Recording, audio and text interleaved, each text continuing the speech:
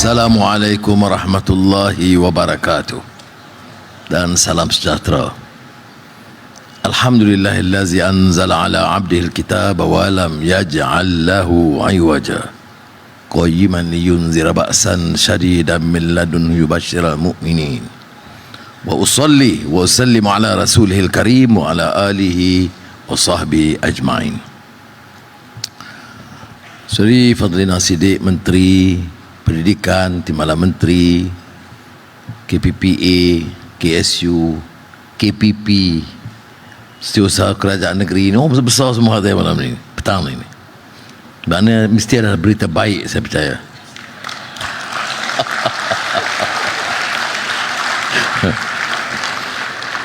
Bukan dari saya, dari mereka. Terima kasih Kementerian Pendidikan, khususnya rakan-rakan guru-guru dari Kelantan, Terengganu dan Pahang.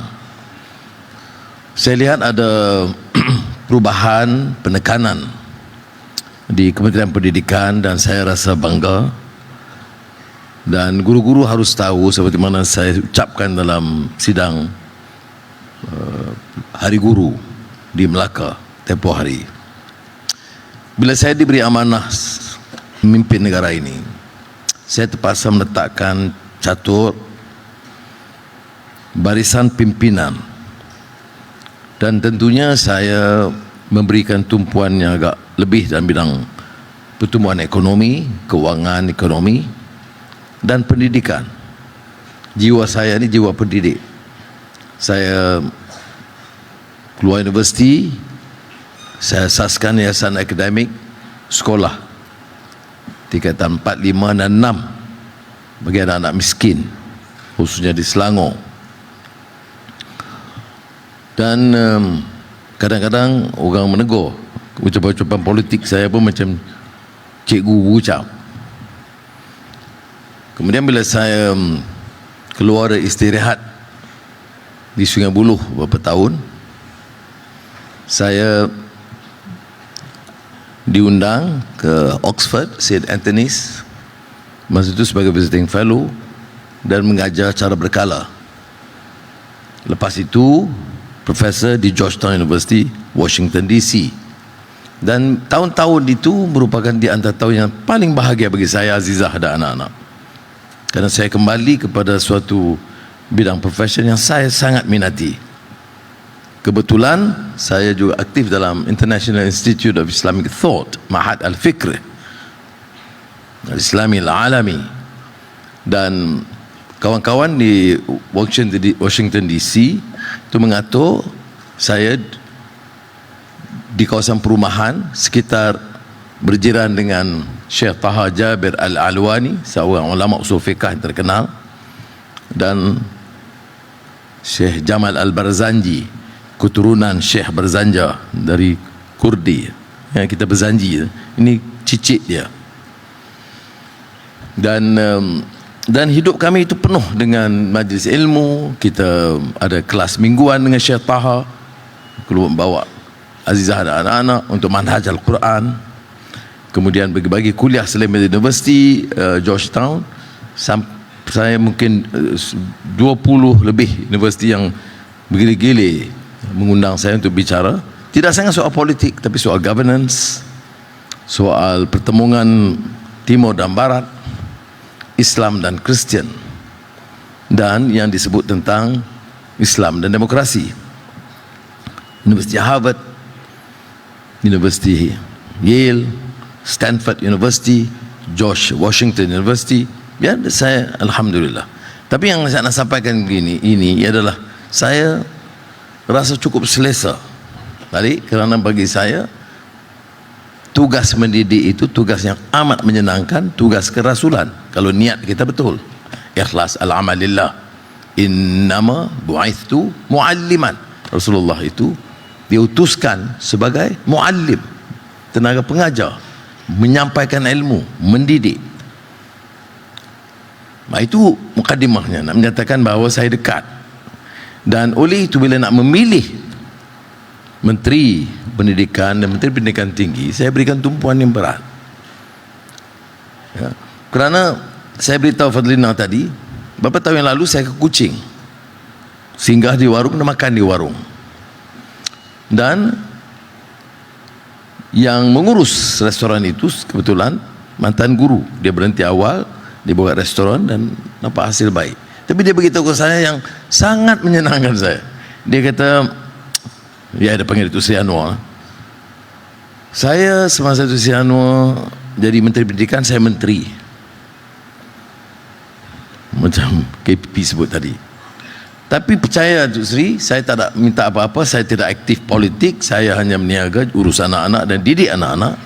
Tetapi masa saya jadi guru pada ketika itu di sekolah, kami di kalangan guru paling bangga dan rasa hebat dalam dunia pendidikan.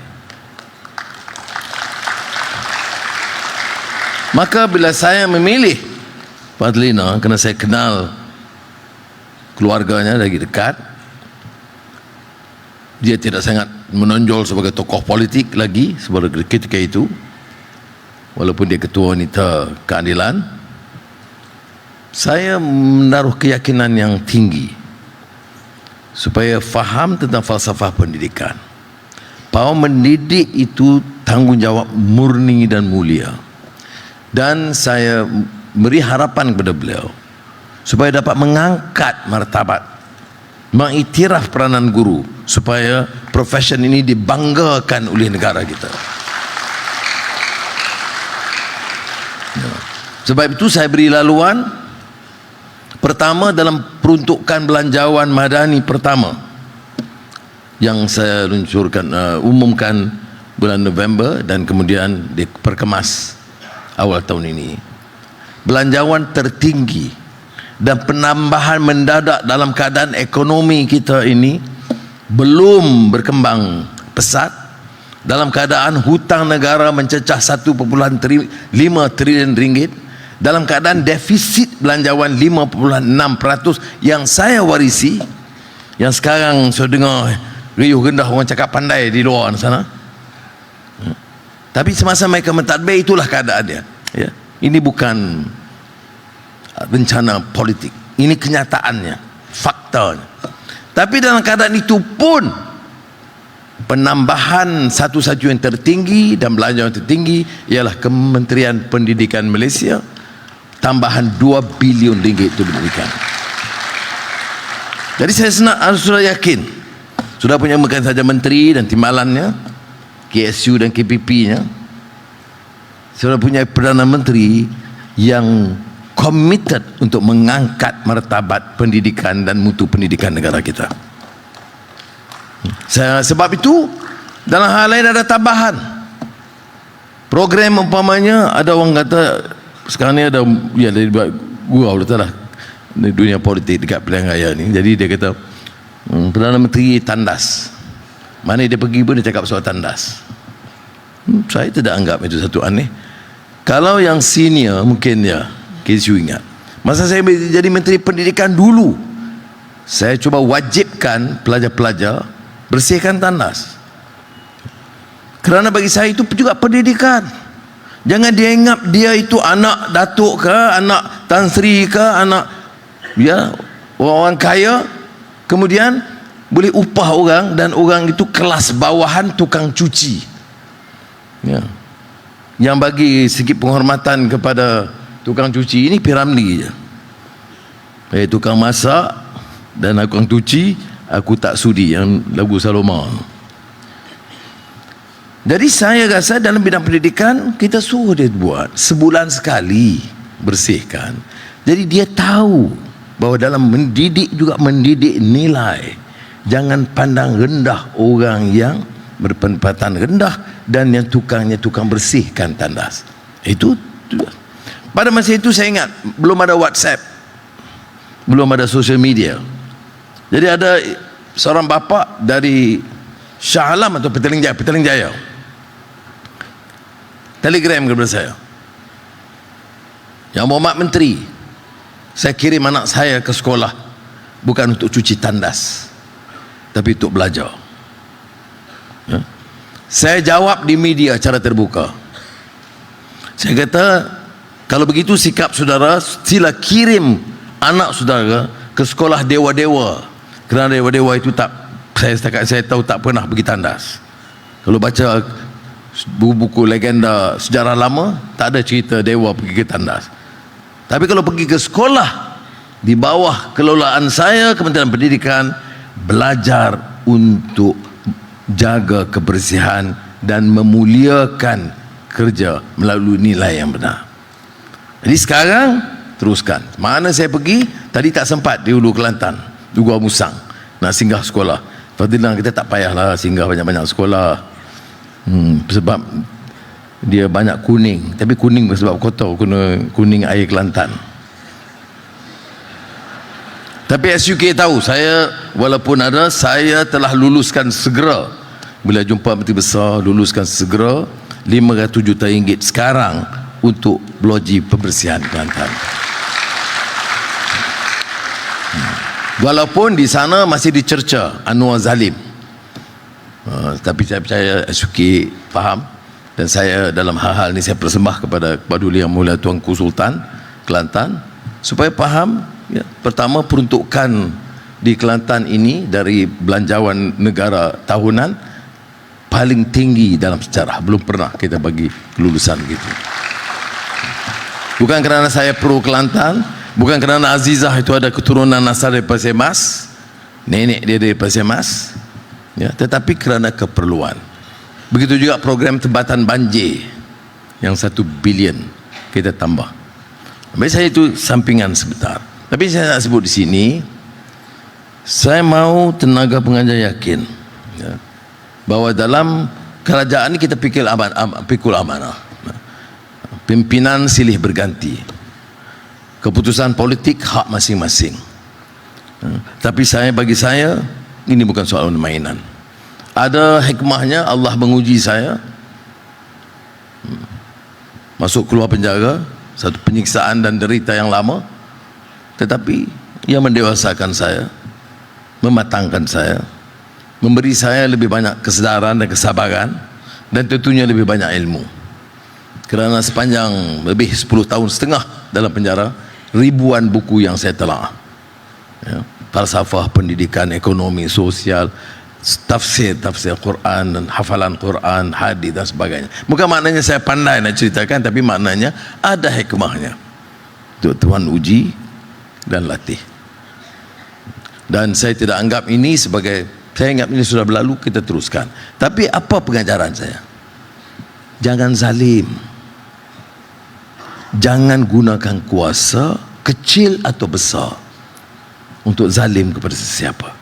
Kau tanya saya apa pengajarannya? Pertama, erti kebebasan, beri ruang, beri ruang.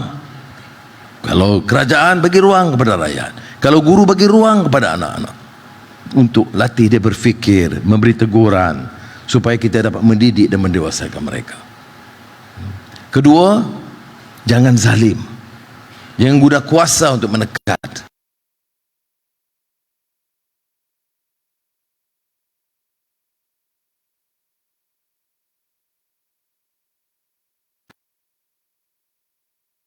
Curi duit, kemudian SPRM tangkap atau pergi siasat, saya zalim. Itu ketepikan. Tapi percayalah, ya, saya tidak mau serta Allah uji puluhan tahun dalam penjara untuk bertindak zalim bila ada kuasa. Saya tak peduli tomahan-tomahan. Kalau saudara yang ikuti politik 2-30 tahun tahu bahawa serangan bersaya ini jauh lebih teruk daripada saudara alami. Kerana pada masa itu yang berkuasa Perdana Menteri Tun Mahathir, yang sekarang jadi sahabat mereka. Tapi saya nak tekankan di sini, kerana ini dunia pendidikan begitu, yang kita nak didik ini masyarakat, anak-anak kita. Jadi saudara kena yakin, kalau saudara pun terpengaruh mengatakan menteri pun sebab kezaliman, Perdana Menteri pun zalim, saudara didik nak didik bagaimana? Jadi yang ini kena jelas kefahaman kita. Boleh tanya, saya tak ada masalah. Orang nak tanya, sebab apa si Anu itu didakwa? Surah ada kuasa. Saya kata, kes apa? Oh, kes menghina raja. Saya kata, faham tak? Akta hasutan itu saya tidak setuju. Ya. Hari-hari Perdana Menteri dia maki. Saya tak minta polis ambil tindakan. Saya kata serah, saya jawab. Kalau dia langgar undang-undang, itu soal polis. Dia maki hamun saya boleh jawab. Dia bila rakyat nilai. Kalau rakyat suka penceramah yang guna Allahu Akbar kemudian maki orang, itu keputusan rakyat. Saya tidak peduli. Tapi kalau sentuh raja dan Dewan Diraja yang buat laporan, bukan saya buat laporan, Dewan Diraja buat laporan. Saudara, kalau faham yang ada dekat dengan istana, kalau Dewan Diraja atau Majlis Diraja, SUK lebih faham, itu tidak mungkin melakukan tanpa perkenan raja. Buat laporan polis. Kemudian ketua parti berkenaan di negeri Selangor mohon menghadap, memohon maaf. Saya tidak tahu sebab apa maaf. Apa jawapan Kebawah Duli Yang Maha Mulia Sultan?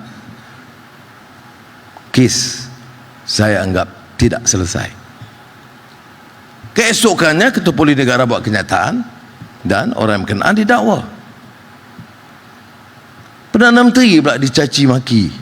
Ini ada muslihat. Sudah bayangkan, politik itu satu hal, tapi tidak boleh fitnah dan zalim kepada sesiapa. Sudah tahu faktanya.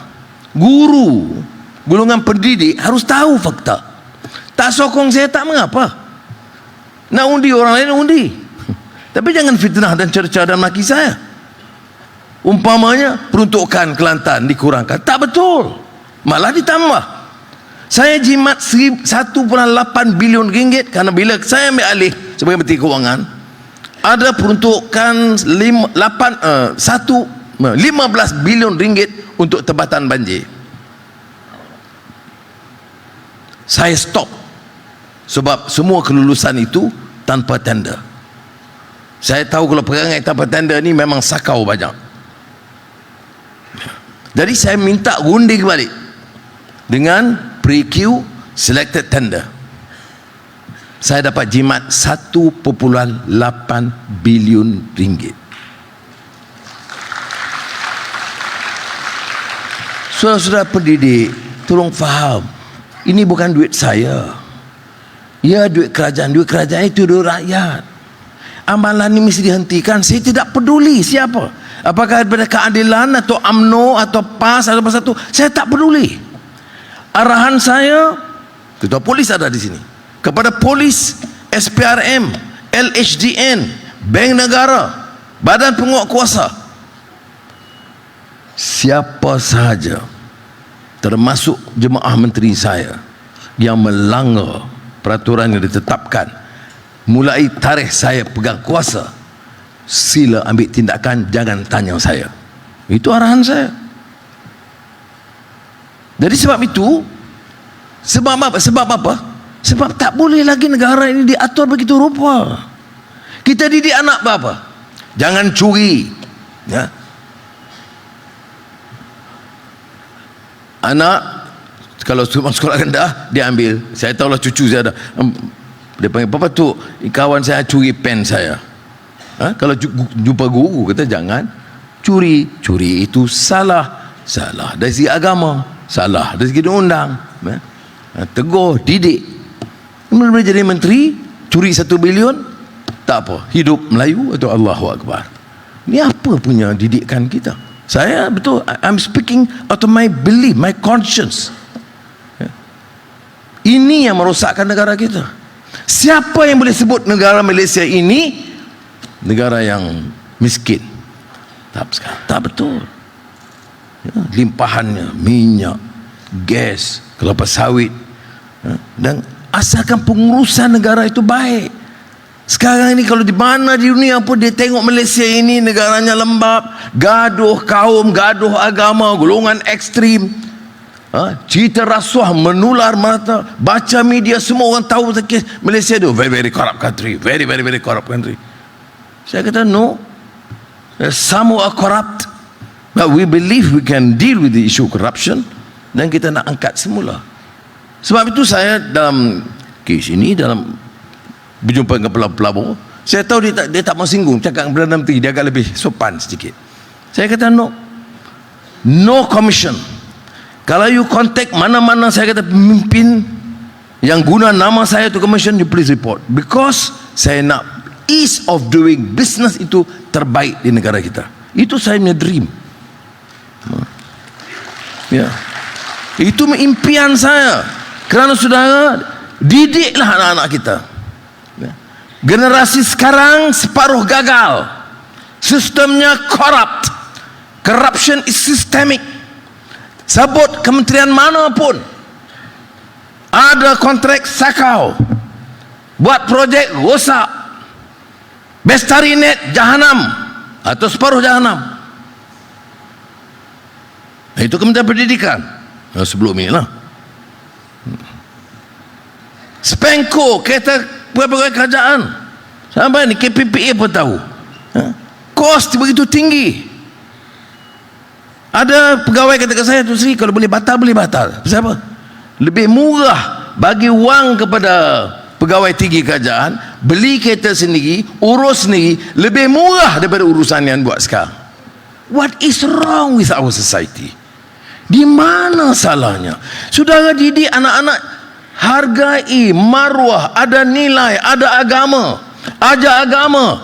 Jarang sekolah menengah atau sekolah rendah yang ajar dan didik agama sekuat kita dalam kurikulum. Jarang menekan nilai sekuat kita. Apa yang jadi? Ini tujuan kepada kita.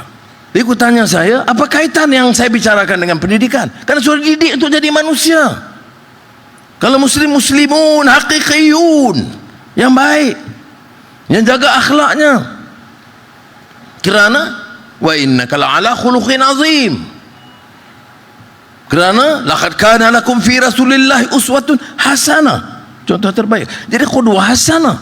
Tapi bila pimpinan begitu, tata kelola begitu, jadi orang bosan. Kita, Anwar, ada mantan-mantan menteri tulis kepada saya, Anwar, you tak tahu ke? You tak mungkin tak faham, you tak jumpa rakyat. Orang bosan dengar pasal tata kelola dan rasuah ni. Cakaplah soal lain. Saya kata no. Saya akan terus cakap soal tata kelola dan rasuah sehingga saya berjaya menghapuskan rasuah dalam negara ini. Saya akan terus perang. Ya, saya dah isytihar perang. Saya tak peduli.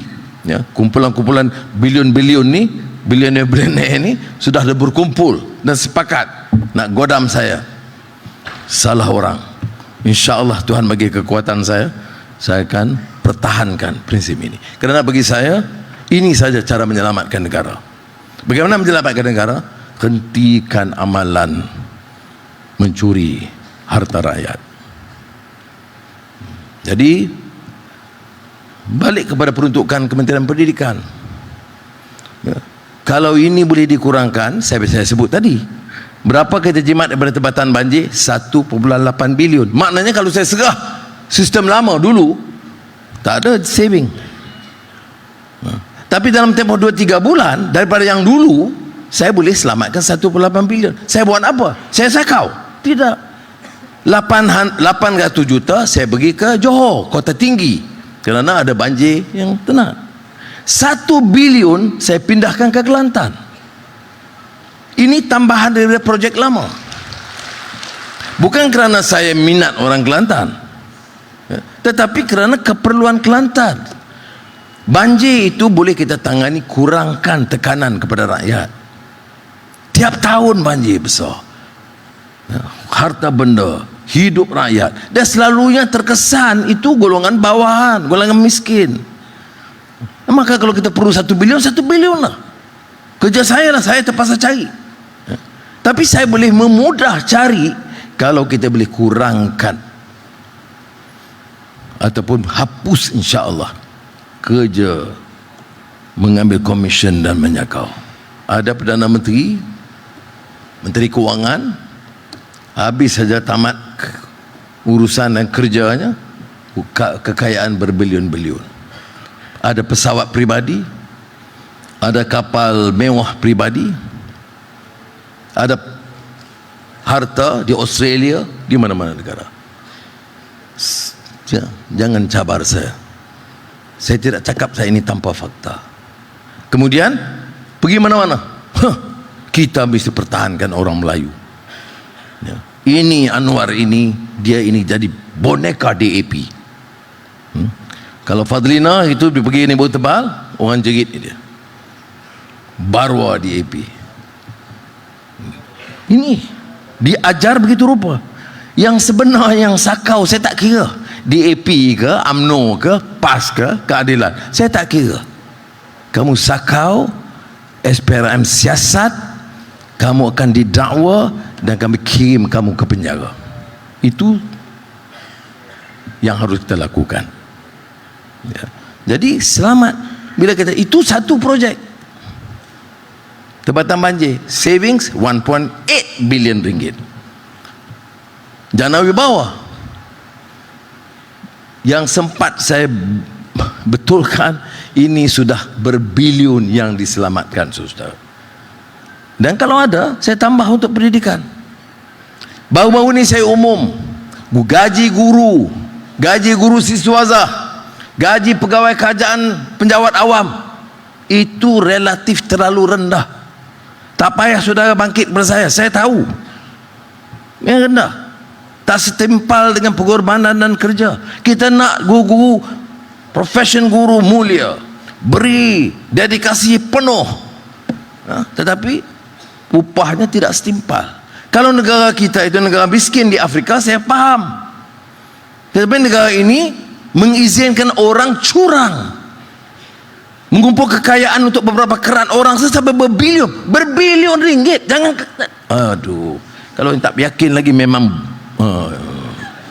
ya, ada kes seorang meninggal dunia bergaduh di antara isteri dan dengan mertua dia, merebut kekayaan mantan menteri. Berapa kekayaannya yang di-establish di mahkamah? 2 bilion ringgit. Mana dapat 2 bilion? Meniaga apa? Kamu kerja menteri. Oh, menang loteri tiap minggu 20 tahun pun tak sampai 2 bilion. Jadi sudah sebab itulah saya nantikan, dan saya dah beritahu, dan KPPA dan JPA, terima kasih, ini bagus tim dia orang ya. Dah siapkan beberapa kertas awal, dan saya dah beritahu ya, saya akan pengusikan mesyuarat pertama pelarasan gaji. Ada orang kata, oh ini sebab pilihan raya negeri. Itu betul tak adil. Saya dari awal saya ambil alih, saya dah beritahu, bukan laporan daripada penjawat awam atau KSN, saya sendiri beritahu, bagi peluang saya tadbir bersihkan negara ini. Ada hasil yang bertambah baik, sebaik saja ada hasil. Mungkin tahun ini 1.4 bilion repair tandas, sekolah-sekolah rosak, klinik kesihatan, betul, rumah tentera, rumah polis, 200 juta segera saya bagi. Sebab tak sampai hati saya. Saya tengok polis dan tentera sambut itu luar biasa kepada Perdana Menteri, tapi duduk rumah dia, Perdana Menteri tak ambil tahu pun. Tandasnya rosak, pintunya tak pecah. Jadi saya beri sekarang. Baik, sebaik saja ekonomi kita nampak meningkat. Suku tahun pertama ekonomi kita 5.6%, tinggi berbanding dengan Indonesia, Singapura, kita lebih tinggi. Pelaburan kita 71 bilion.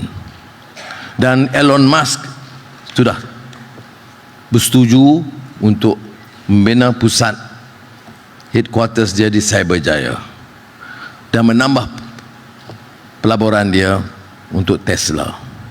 Geely, bilioner yang buat Geely Proton, 3 hari lalu tulis surat kepada saya 10 halaman. Saya sebut begini sebab kadang-kadang orang kata Anwar ni bohong. Hari-hari dengar Anwar bohong. Saya nak rilis surat, boleh. Takkan saya nak rilis surat? Geely tulis surat saya 10 halaman, ceritakan program dia pelaburan 10 bilion ringgit segera dan jangka pada tahun 4-5 tahun 10 bilion US dollars, new automotive city in Tanjung Malim.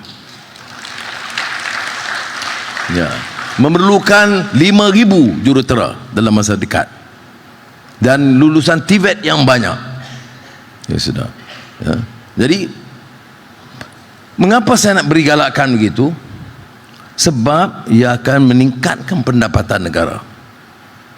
Meningkat pendapatan negara, selain daripada repair kerja ni, saya tak akan buat projek mega, tak payah. Kalau siapa nak buat, swasta buat. Tak ada, nak mercu tanda dah cukup. Saya tak peduli. Saya tak mau Anwar Ibrahim sebagai menteri dia kenali dengan mercu tanda dan kota-kota indah. Saya nak Anwar dikenali sebagai orang yang prihatin, adakan kemudahan terbaik untuk sekolah-sekolah negara kita, adakan kemudahan latihan yang terbaik untuk anak-anak kita, dan beri ganjaran yang adil dan menasabah kepada penjawat awam dan guru-guru kita. Dan mereka dah siap kertas awal. Minggu depan saya akan umum beberapa isu imbuhan tetap. Kita peringkat dah beberapa bulan kaji. Yang lambat nak luluskan tu Kementerian Kewangan, dan tak boleh salah Kementerian Kewangan ya. Saya pergi dia umumkan, dia nak takut umumkan bocor, umumkan defisit lagi. Kita dah umum defisit dikurangkan 53%. Jadi dan akan dimulakan kajian, kerana kajian itu mengambil masa beberapa bulan minima untuk meningkatkan skim keseluruhannya. Kalau dulu masa saya Menteri Pendidikan, kita buat skim guruan yang baru, 2 skim ya, itu saya buat tu jangan lupa ada yang lupa ni yang nanya saya ni. Tetapi saya nak standardize supaya gap di antara guru yang layak dengan penjawat awam itu diperbaiki supaya dan semuanya diangkat menasabah dengan jawatan, dan saya akan bandingkan dengan kedudukan di negara-negara yang kedudukan ekonominya hampir sama. Jadi insya-Allah kalau ada kekuatan lagi dengan dukungan rakyat Kelantan, Terengganu dan negeri yang ada pilihan raya negeri ini, dia bagi signal setuju tak program yang anda lakukan. Kalau setuju, tandanya dukungan. Kalau tak setuju, ya saya serahlah kebijaksanaan rakyat, walaupun dia tidak mengganggu kedudukan kerajaan persekutuan. Tak ada. Sudah tahu bukan saja UMNO Barisan Nasional selain PH, tapi juga GPS dan GRS dalam mesyuarat terakhir baru-baru ini mengatakan bahawa tidak ada gangguan dan mereka merasakan kerajaan perpaduan ini harus kekal sehingga tamat jadual 5 tahun sebelum pilihan raya akan datang. Jadi jangan bimbang. Kalau keadaan saya ni sihat, insya-Allah saya lama lagi Perdana Menteri di Malaysia ni. Terima kasih. Assalamualaikum warahmatullahi wabarakatuh.